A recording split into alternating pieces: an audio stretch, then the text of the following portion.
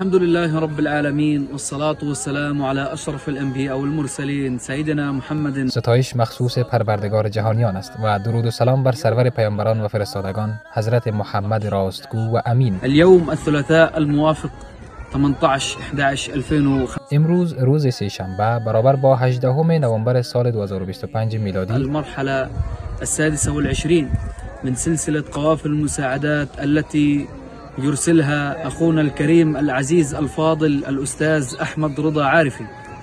نقوم اليوم مرحله 26 کاروان کمک رسانی برادر گرامیمان احمد رضا عارفی به دست ما رسید. ومع حلول فصل الشتاء الوضع لهذه الأعزاء حرج والأطفال هم الأكثر تعرضا للأذى. در این مرحله خیمه ها میان خانواده های آواره و آسیب دیده ما در نوار غزه توزیع شد.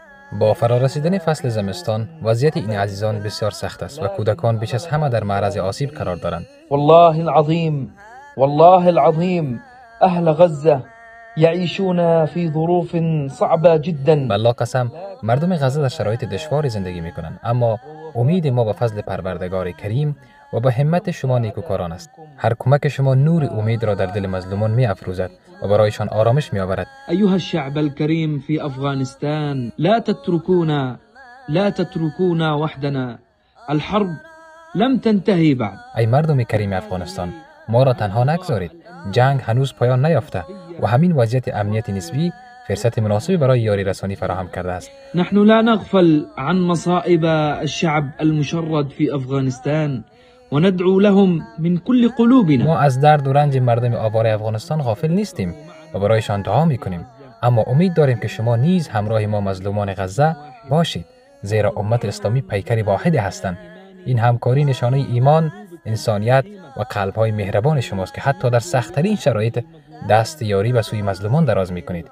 جزاكم الله خير. جزاكم الله عنا كل خير ولا تتركوا غزة وحدها وآمرين منكم العطاء والمزيد. والسلام عليكم ورحمة الله تعالى وبركاته.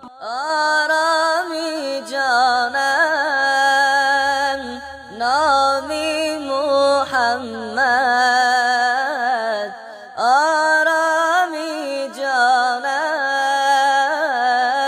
نامی محمد، ورد زبانم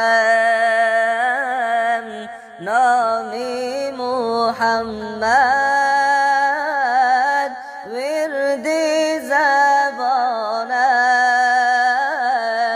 نامی محمد.